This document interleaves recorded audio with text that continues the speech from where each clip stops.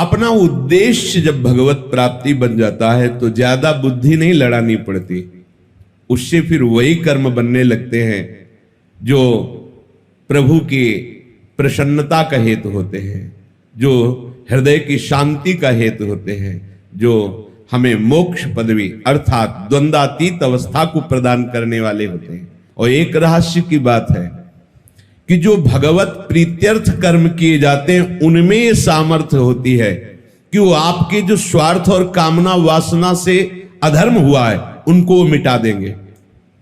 हित सजनी जो आचार्य स्वरूप में प्रकट होकर के बता रहे हैं, बिल्कुल सहज सरल भाव से अपने घर में गुरु प्रदत्त प्रियालाल को विराजमान करो। गुरु प्रदत्त इसलिए मनमानी प्रभु की छवि भी विराजमान करके आप उनमें भाव और भाव भरी उपासना पद्धति नहीं प्रकट कर पाएंगे, इसलिए गुरु प्रदत्त है।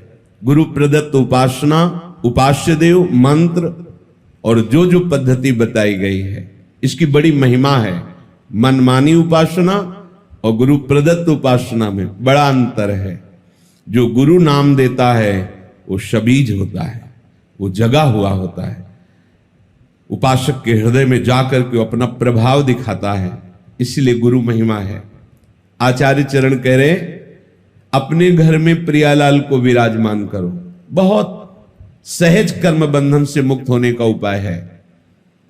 भले आप गृहस्थ हैं, व्यापार नौकरी जो भी कार्य करते हैं, घर में प्रियालाल को विराजमान करो। पहले हृदय में बात बैठा लो, इस घर के मालिक प्रियालाल, मेरा परिवार, ये भाव हटाओ, ये प्रियालाल के सदस्य और मैं इन सदस्यों सहित प्रियालाल का सेवक।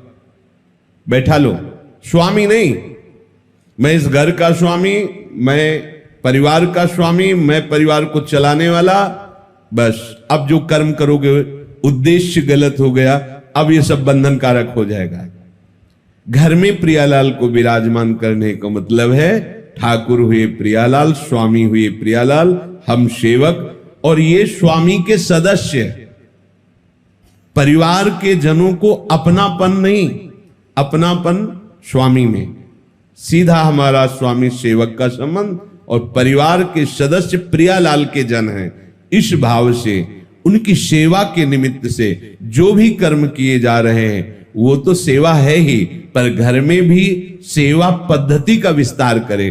तांबूलम क्वचिदर्पयामि चरणौ संवाहयामि क्वचिन मालाद्यै परिमंडे क्वचिदहो संवीजयामि क्वचित् कर्पूरादि सुवासितं क्वच पुनः सुस्वादु चाम्भोमृतो पायाम्येव गृहे कदा खलु भजे श्रीराधिका माधवौ।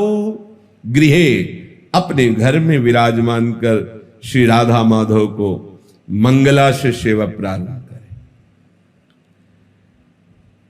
सूर्य उदय होने के पहले तक 4 बजे और सूर्योदय के बीच में यदि आप यहां विराजमान हैं और आपके श्री जी वहां विराजमान घर में, तो यही मंगला का चिंतन करो। श्री जी 10-20 नहीं, यहां भावना की और फिर जब यहां से गए तो उनको मंगला उत्थापन किया, थोड़ा पद गायन किया, फिर स्नान आदि, फिर श्रृंगार आदि, कुछ समय बीच का ऐसा अवसर निकालो अपनी श्री जी की सेवा का भी, जो अपने घर में, यहां वृंदावन धाम में यहां बैठे हो परम सेवा 8 पहर हो रही, पर जो अपने अपने घरों में विराजमान किए दूर देशों में भी है, उनको यही पद्धति अपनानी है। जैसे अपने लोग करते हैं, चलो इतना विशाल ना करके तो सूक्ष्म कुछ मिनट में श्री जी की मंगला कर लिया, 1-2 पद सुना दीजिए। आजति राजत दंपति भोर नंद के लाल हरियो मन मोर, आज प्रभात लता मंदिर में आज तो जुवती। ऐसे ये प्रातःकालीन सुरत प्रेम के रस भरे पद हैं, इनको सुनाए। फिर श्री जी को स्नान कराइए, जिससे नाम सेवा है, स्नान कराइए। और सुंदर सुंदर चंदन घर्षण करके श्री जी की पत्रावली कीजिए। श्री जी को भोग पवाइए, श्री जी को तांबूल पवाइए। भोग लगा रहे, थोड़ी देर पंखा लेकर के ऐसे झल रहे, ऐसे दिनचर्या। जब श्री जी को शयन कराए, उनके चरण दाब रहे। अगर 4 फूलों की व्यवस्था हो जाए तो ऐसे फूलों की पंखुड़ियां बिछा दी, नाम को विराजमान कर दिया, भावना किया, प्रिया प्रीतम शयन करे, उनके चरण चाप रहे। हम अपने घर में जब लाडली जी को स्वामी मान लेंगे तो जितने भी कर्म हो रहे हैं वो सब उनके निमित्त से माने जाएंगे। सेवा, व्यापार, नौकरी, कर्म बंधन से मुक्त होने का सहज उपाय। अपने घर में जो ठाकुर विराजमान है उनको मालिक मानिए। अगर आप नौकरी करते हैं तो महीने में जो पेमेंट आती है वो पहले उनके सामने रखिए। ये महीने भर की सेवा का, हाँ बिल्कुल, सुबह जाइए, शाम के आइए, प्रणाम कीजिए। इतनी देर आपकी सेवा के निमित्त से जो कर्म हुए, हे लाडली लाल आपके चरणों में समर्पित। प्रतिपल आप देखना, कोई भी विघ्न ऐसी उपासना करने वालों के यहां अपना अधिकार नहीं कर सकता। बुरा प्रारब्ध भी अधिकार नहीं जमा सकता, क्योंकि वो घर लाडली लाल का है। देखो पूरी लंका जल गई, विभीषण का घर झुलसा भी नहीं। क्यों? क्योंकि उसमें प्रभु का नाम विराजमान है। दीवालों में नाम अंकित किए हुए, उनमें प्रभु का भक्त रहता है। जहां नाम कीर्तन होता है, नाम कीर्तन का बड़ा प्रभाव है। सबको अपने घर में नाम कीर्तन करना चाहिए, बहुत मंगल होगा, बहुत मंगल। 10 मिनट ही सही, परिवार के 4 सदस्य बैठकर यदि नाम कीर्तन करोगे तो परिणाम देख लेना। हमारे जो वो कर्म हमें नष्ट करने के लिए तैयार बैठे हैं, उनको नाम कीर्तन रूपी महान कर्म नष्ट कर देगा। यदि हम अपनी केवल स्वार्थ बुद्धि से, इसमें बहुत सूक्ष्मता से देखा जाता है। जैसे गृहस्थ में अतिथि सत्कार, साधु सत्कार की बड़ी महिमा है, करना ही चाहिए। यदि आप गृहस्थ हैं, आपके घर के दरवाजे पर कोई भिक्षुक आता है तो आप उसकी अवहेलना नहीं कर सकते। ए चल, ऐसा नहीं। अगर ऐसा किया तो उसके जितने दुष्कृत हैं वो सब वहीं छूट जाएंगे। शास्त्रीय सिद्धांत है। मृदु वचन बोलिए, राधे श्याम कहिए, क्या आज्ञा है। अब वो जो मांग रहा है, अगर आपके पास सामर्थ्य है तो दे दीजिए, नहीं दैन्य होकर उत्तर दीजिए, राधे श्याम हमारी सामर्थ्य नहीं है, आप पधारिए, आगे कहीं मांग लीजिए। ऐसा आप वहां गलत भावना करके, ए भिखारी है चल भाग यहां से, बिल्कुल ऐसा नहीं, बिल्कुल ऐसा नहीं। गृहस्थ धर्म में सबसे बड़ी सावधानी अतिथि सत्कार है। कोई भी, भले कोई पाखंडी आया है, आप दरवाजा मत खोलिए, पर बाहर से राधे श्याम, वो कुछ भी बोल रहा है, हाँ हम तुम्हें 2 रोटी दे सकते हैं, अगर आप नहीं तो हमारे पास आगे धन की व्यवस्था या और जो आप मांग कर रहे हैं हम नहीं दे पाएंगे, आप जल पी लीजिए, आप रोटी ले लीजिए। वो भी घर में जब कोई पुरुष सदस्य हो तो गेट खोलिए, नहीं तो ऐसी व्यवस्था रखिए कि गेट के अंदर से ही दे दीजिए। सावधानी, समय का जैसा स्वरूप होता है वैसी ही मर्यादा रखनी चाहिए। जैसे जानकी जी अकेले पर्णकुटी में, तो लक्ष्मण जी ने रेखा खींच दी थी कि इसके बाहर मत जाना, अंदर से ही अगर कोई प्रश्न उत्तर हो तो अंदर ही करना, इस रेखा को कोई पार नहीं कर सकता। पर जानकी जी अतिथि सत्कार की विशेष भावना के कारण उस रेखा को पार कर गई, तभी रावण उठा ले गया, नहीं सामर्थ्य नहीं थी, वो उसकी सामर्थ्य नहीं थी कि रेखा पार करे। ऐसा समय का है। अगर आपको ऐसा लगता है कि घर में कोई सदस्य नहीं पर अतिथि आया हुआ है तो आप बाहर, राधे श्याम आपको अगर रोटी चाहिए तो दे सकते हैं, अन्यथा प्रणाम। कटु वचन बोलकर तिरस्कार करके भगाना मानो उसके पापों को स्वीकार करना। दूसरी बात, जैसे कोई संत आया है, आप जिसका परिचय भी जानते हैं, आप आदर पूर्वक उसे बैठाला, मृदु शब्दों का प्रयोग किया, और 4 लोगों को बताते कि हमारे घर में संत आते हैं तो हम ऐसा ऐसा ऐसा करते हैं, उससे आपके अभिमान को सुख मिलता है। अब ये कर्म कल्याणकारक नहीं रहा, ये बंधनकारक बन गया। ध्यान दीजिए, जो हम 4 लोगों से कहकर बड़ाई पाने की इच्छा से अपने कर्मों को प्रकाशित करते हैं, तो बड़ा सात्विक कर्म किया हुआ भी वो बंधनकारक बन जाता है और प्राय अहंकारी पचने नहीं देता। हम वृंदावन में गए थे, इतने का भोग लगाया था, इतना बिहारी जी को भोग लगाया, इतने संतों को पवाया, ऐसा किया वैसा, ये अहंकार का पोषण हो रहा है। अब वही कर्म तुम्हारे बंधन, शुभ बंधन जैसे अशुभ बंधन, ऐसे शुभ बंधन कारक बन गया। तो इसमें जो सम्मान की, स्वार्थ की, अहंकार की भावना से कर्म किया जाता है वो यज्ञार्थ कर्म नहीं होता, चाहे जितना बड़ा कर्म हो। जैसे शास्त्रों में पाया गया है कि यदि अपने कल्याण के लिए गुरुजनों से, संत महापुरुषों से सभा में प्रश्न किया जाए तो प्रश्नकर्ता और उत्तर देने वाला दोनों पवित्र होते हैं। पर यदि उसके मन में प्रवक्ता के प्रति परीक्षा के लिए या ये सभा जाने कि मैं बहुत बड़ा साधक हूं, देखो मैं किस कोटि का प्रश्न करता हूं, सभा मेरा आदर दृष्टि रखे, हमारे ऊपर सम्मान करे, ये यज्ञार्थ नहीं हुआ। इसमें दोनों की पवित्रता वाली बात नहीं आएगी। तो साधक को छोटी छोटी अपनी वृत्तियों को भगवत समर्पित करने पर ही कार्य बनेगा।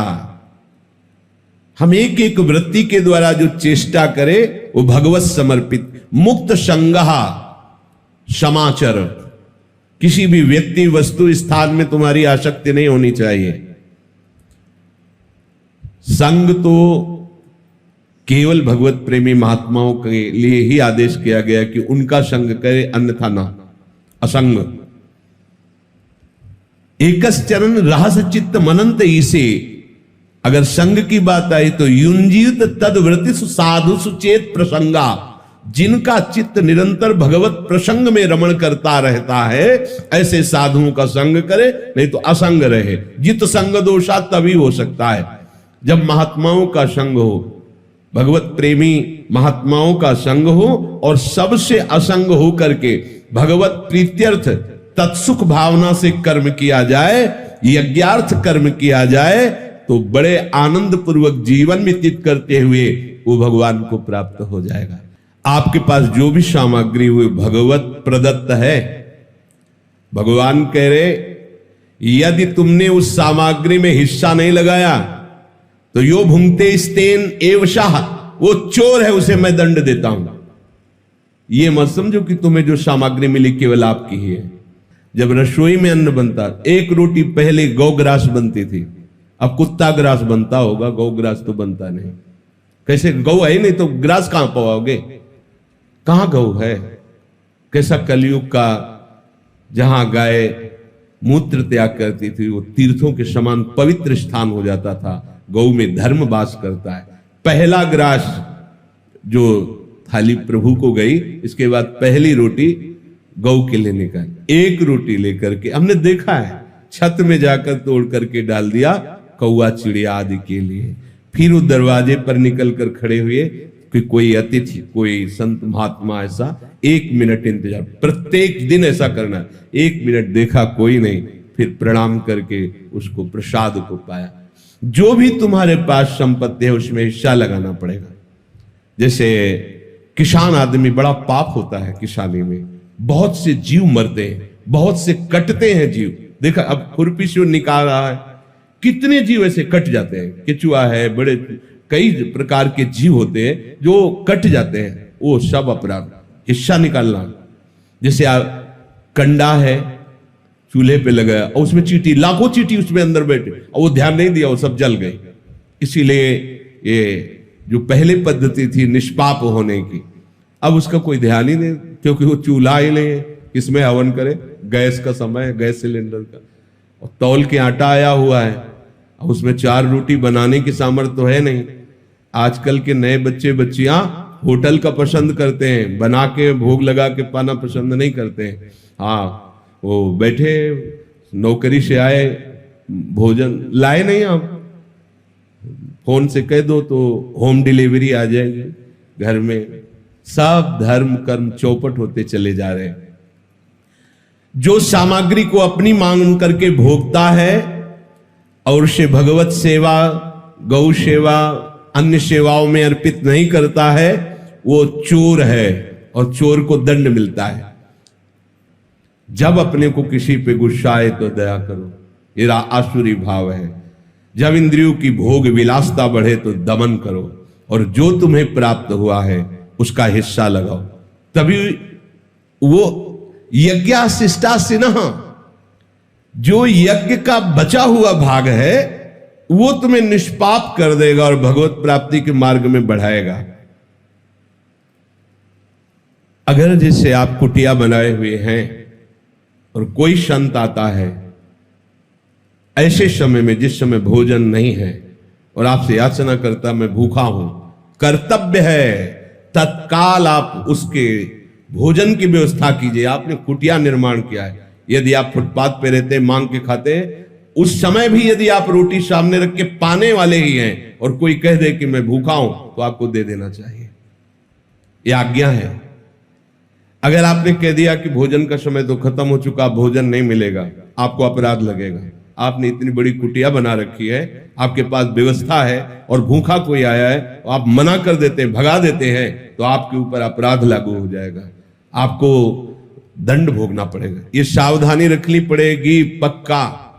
आपने सुविधाओं को एकत्रित किया है तो उसे ऐसी अवस्था में ना नहीं कर सकते। वैसे जैसे सब संत सेवाई चल रही, आपका प्रसाद पाया, पवाना शुरू हुआ, आप बाहर निकल के खड़े हैं, कोई खड़ा है कि मुझे भोजन मिल जाएगा क्या, परिचय जानने की जरूरत नहीं, हाथ जोड़िए, मानसिक प्रणाम कीजिए या पंचांग प्रणाम कीजिए, बैठा लिए और उसे छक के भोजन पाइए। अगर आप ऐसा विधान नहीं रखते तो आप पाने का अधिकार नहीं रखते। पक्का समझ लीजिए, इसमें कभी भी त्रुटि नहीं होनी चाहिए, चाहे वो गृहस्थ हो चाहे विरक्त हो। जो विरक्त कुटिया बना सकता है उसके पास संग्रह है। अगर अन्न का संग्रह, अर्थ का संग्रह है, तो प्राप्त सेवा का तिरस्कार करना अपराध माना जाएगा। उसमें ये नहीं चलेगा तो आप लेट हुए, नहीं, पुनः रसोई निर्माण करो और 4 रोटी बनाकर श्री जी को अर्पित करके उसको पवाओ, तभी इस सुविधा का सदुपयोग माना जाएगा। रसोई केवल प्रभु के लिए बन रही है, ये भावना करो। अपने लिए रसोई नहीं बनती। भुंजते ते त्वघम पापा ये पचंत्यात्म कारणात्, वो पाप खा रहा है और वो दुर्गति को भोगेगा, क्योंकि तुम्हारा अधिकार नहीं। तुम सोचते रहे मैंने कमाया है, उसमें हिस्सा है। पहले आप प्रभु के भोग की भावना से रसोई अमनिया करें, और शुद्ध रसोई रहनी चाहिए। ये जूठे अनूठे जैसे ये सब, ये कम से कम जो वैष्णव हैं, जो भगवत भाव वाले हैं, आपके फ्रिज में ऐसी बोतल नहीं होनी चाहिए जिससे ऐसे लिया पिया और फ्रिज में रख दिया। बिल्कुल सावधान। ये बहुत छोटी बात लगती है, लेकिन यही छोटी बात आपकी उपासना को रोक देगी, उपासना में बाधा पहुंचा देगी। ऐसे तो जल उस बोतल से पियो ही मत जो फ्रिज में रख, निकालो, श्री जी को अर्पित करो या नाम लेकर के, तब स्वयं एक बूंद पानी अमनिया मत पियो। मान लीजिए, हमारी बात मान, देखो, भुंजते थे त्वघम पापा, जो स्वयं पाते हैं वो पाप पाते हैं। संपूर्ण सृष्टि भगवान की है। जो भी मिला है तुम्हारा पास पदार्थ वस्तु, वो सब सेवा के लिए मिला, भगवत सेवा के लिए मिला है, यज्ञ के लिए मिला है। यज्ञ शेष का जो प्रसाद पाते हैं वो संपूर्ण पापों से मुक्त हो जाते हैं। परंतु जो केवल अपने लिए पकाता है, अपने लिए सब कर्म करता है, वो पापी लोग पाप का भक्षण करते हैं। अब आप समझिए, गरम गरम रोटी बनती जा रही, आप लेके पाते जा रहे, नहीं, सिद्धांत नहीं। पहले श्री जी बोले नहीं, हमारे यहां उसमें जाते हैं, ऑफिस में जाते हैं, तो तुम्हें पता है ना कै बजे जाते हैं, तो आप 30 मिनट पहले रसोई तैयार क्यों नहीं कर लेती? पहले भोग की थाल निकालिए, श्री जी के पास पधराए, फिर उनको बैठा लिए, नाम कीर्तन कीजिए, उनको पवाइए। अगर ऐसा नहीं तो आपका जीवन पाप में, भगवान कह रहे भगवद वाणी भुंजते ते त्वघम पापा, जो यज्ञ शेष अर्थात भगवद अर्पित किया हुआ प्रसाद पाते हैं, वो संचित प्रारब्ध और क्रियमाण तीनों को नष्ट करने की सामर्थ्य रखता है। देखो, पाना भी है और साधना भी बन गई। कैसे अपने लोग हैं हम? अगर कोई फल लेते हैं, सब्जी लेते हैं, कोई भी पदार्थ वस्तु लेते हैं, हमें पहले भावना करनी है ये श्री जी के लिए अच्छा रहेगा, ये ठाकुर जी के लिए अच्छा रहेगा। लेकिन आज की भावना क्या है? वहीं लिया, वहीं खड़े खड़े खाया, अपने लिए हर चीज देख रहे हैं, अपनी रसेंद्री जनेन्द्री इंद्रियों के सुख के विषय। इसीलिए दुर्गति हो रही है। इसीलिए ना तो साधन समझ में आ रहा है, ना परमार्थ समझ में आ रहा है। सावधान हो जाइए।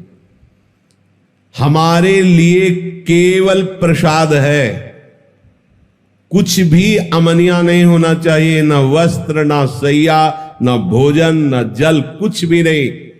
तभी आप जो महात्माओं को गति मिलती है, आप गृहस्थ होते हुए भी उस गति को प्राप्त कर लेंगे।